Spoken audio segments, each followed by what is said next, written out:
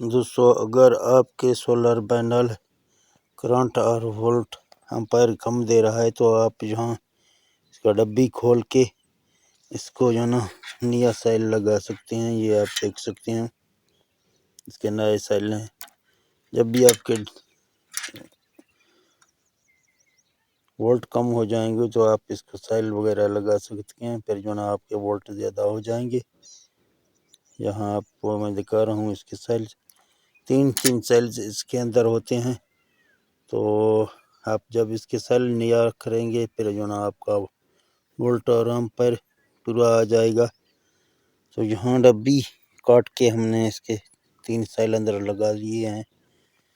तो यहाँ आप देख सकते हैं इसको, और ये इनके सेल हैं।